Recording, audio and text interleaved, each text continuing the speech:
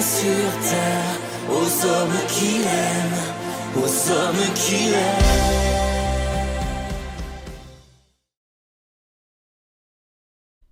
Lecture du 2e livre des Rois.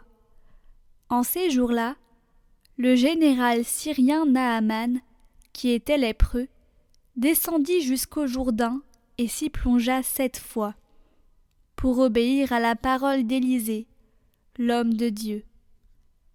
Alors sa chair redevint semblable à celle d'un petit enfant. Il était purifié. Il retourna chez l'homme de Dieu avec toute son escorte. Il entra, se présenta devant lui et déclara : « Désormais je le sais, il n'y a pas d'autre Dieu sur toute la terre que celui d'Israël. Je t'en prie, accepte un présent de ton serviteur. » Mais Élisée répondit : « Par la vie du Seigneur que je sers, je n'accepterai rien. » Naaman le pressa d'accepter, mais il refusa. Naaman dit alors : « Puisque c'est ainsi, permets que ton serviteur emporte de la terre de ce pays, autant que 2 mulets peuvent en transporter, car je ne veux plus offrir ni holocauste, ni sacrifice, à d'autres dieux qu'au Seigneur Dieu d'Israël. »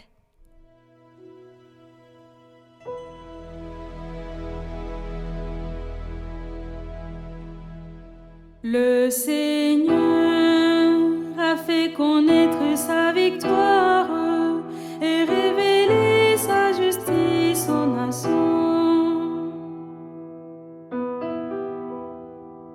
Chantez au Seigneur un chant nouveau, car il a fait des merveilles. Par son bras très saint, par sa main puissante, il s'est assuré la victoire. Le Seigneur a fait connaître sa victoire et révélé sa justice aux nations.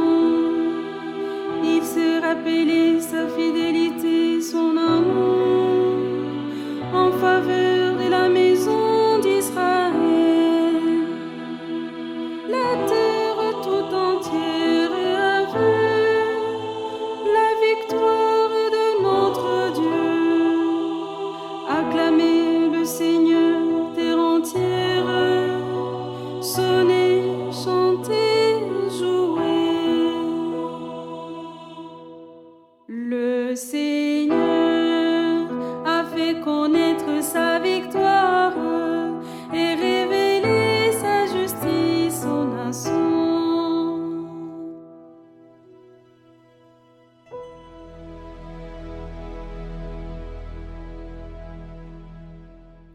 Lecture de la 2e lettre de saint Paul apôtre à Timothée. Bien-aimé, souviens-toi de Jésus-Christ, ressuscité d'entre les morts, le descendant de David. Voilà mon évangile.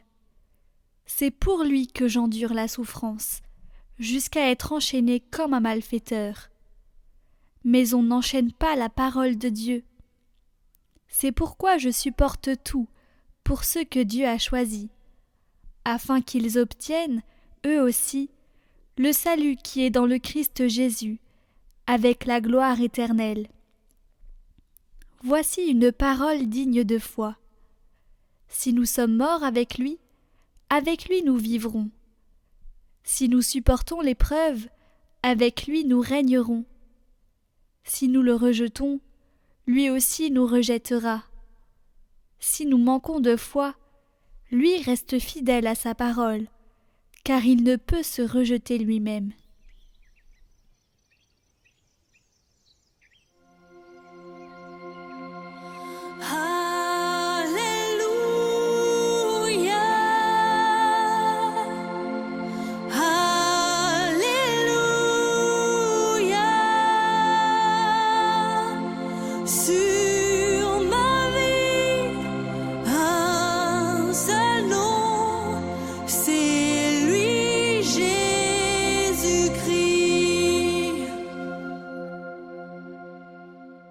Évangile de Jésus-Christ selon saint Luc. En ce temps-là, Jésus, marchant vers Jérusalem, traversait la région située entre la Samarie et la Galilée. Comme il entrait dans un village, 10 lépreux vinrent à sa rencontre. Ils s'arrêtèrent à distance et lui crièrent « Jésus, Maître, prends pitié de nous !» À cette vue, Jésus leur dit « Allez vous montrer au prêtre. » En cours de route, ils furent purifiés. L'un d'eux, voyant qu'il était guéri, revint sur ses pas en glorifiant Dieu à pleine voix. Il se jeta face contre terre aux pieds de Jésus, en lui rendant grâce. Or, c'était un Samaritain. Alors Jésus prit la parole en disant « Tous les 10 n'ont-ils pas été purifiés ? Les 9 autres, où sont-ils ? Il ne s'est trouvé parmi eux que cet étranger pour revenir sur ses pas et rendre gloire à Dieu. » Jésus lui dit « Relève-toi et va, ta foi t'a sauvé. »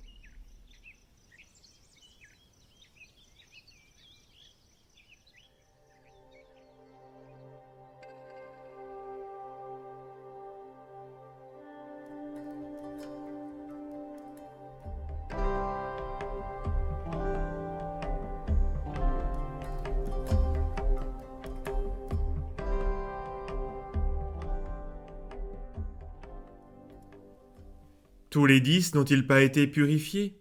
Les 9 autres, où sont-ils ? Chers amis, en lisant cet évangile, nous pourrions nous affliger de l'ingratitude des gens à qui l'on fait du bien. Cela nous est sans doute arrivé bien souvent.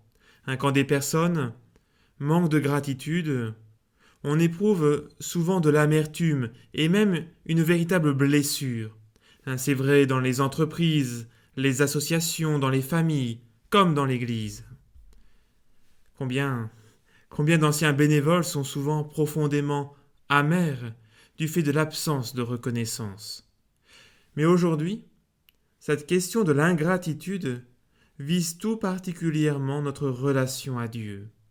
Sommes-nous des ingrats ? Sommes-nous de ceux qui, quand tout va mal, se tournent vers Dieu dans la prière et la supplication, et qui, dès que tout va mieux, dès que notre prière a été exaucée, s'empressent de l'oublier? Sommes-nous des ingrats ?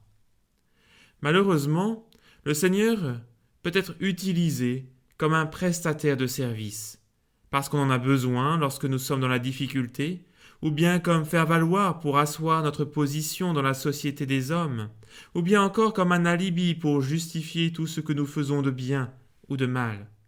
Mais il y a quelque chose de plus grave encore, et c'est ce que nous enseigne l'Évangile.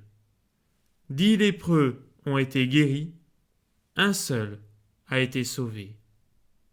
Regardez, nous dit l'Évangile, 9 lépreux sont passés à côté du salut qui leur a été proposé. Car il y a bien une différence entre la guérison et le salut. 9 lépreux sont passés à côté, un seul a été sauvé. Jésus n'est pas venu pour guérir, même s'il a guéri tous ceux qui s'adressaient à lui, car alors l'ange Gabriel aurait demandé à Marie « Tu l'appelleras Raphaël », c'est-à-dire Dieu guérit. Non, l'ange dit à Marie « Tu l'appelleras Jésus », c'est-à-dire Dieu sauve. Quel est le but, le sens de la mission de Jésus ? Jésus est venu nous proposer le salut, la victoire sur la mort. Il est venu nous sauver. Et cette victoire ne peut s'obtenir qu'en accueillant la grâce que Dieu nous donne. Le Samaritain de l'Évangile n'est pas seulement reconnaissant. À travers sa guérison, il perçoit en Jésus autre chose qu'un simple thaumaturge. Il se prosterne devant lui, la face contre terre, comme on le fait devant Dieu. Sa foi l'a fait participer à la victoire du Christ sur la mort. C'est bien par la foi que nous sommes sauvés. Et comme nous l'enseigne saint Paul dans l'épître aux Éphésiens, car c'est par grâce que vous êtes sauvés, par le moyen de la foi. Cela ne vient pas de vous, c'est un don de Dieu. Alors, chers amis, comment accueillir cette foi qui sauve ? Nous venons de l'entendre, C'est d'abord en rendant grâce à Dieu au-delà même des événements heureux de notre existence. C'est ce que nous faisons à l'Eucharistie, à chaque messe. Rendre grâce pour ce salut, que nous rendons présent en célébrant le mémorial de la mort et de la résurrection du Christ.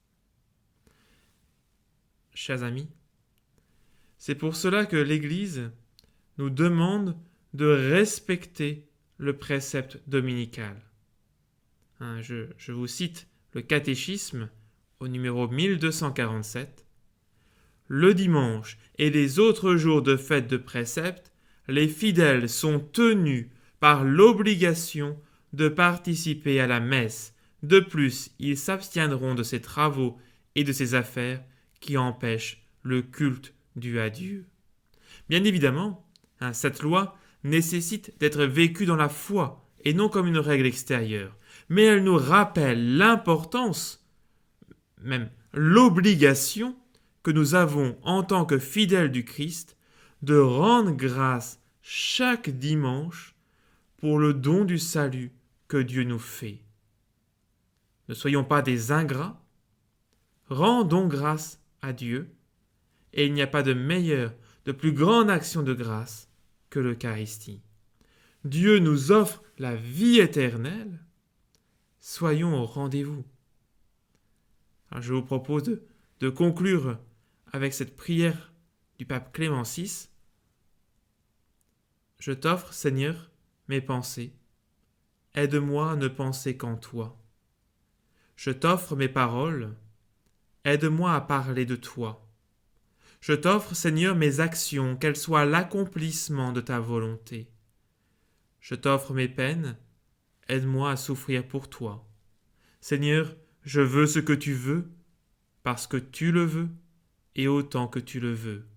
Je te prie, Seigneur, d'éclairer mon esprit, d'embraser ma volonté, de purifier mon corps et de sanctifier mon âme. Chers amis, en ce dimanche, soyons dans l'action de grâce pour ce que le Seigneur vient nous apporter. Il vient nous apporter notre salut. Alors que la bénédiction de Dieu, Père, Fils et Saint-Esprit, descende sur vous tous et repose à jamais. Amen.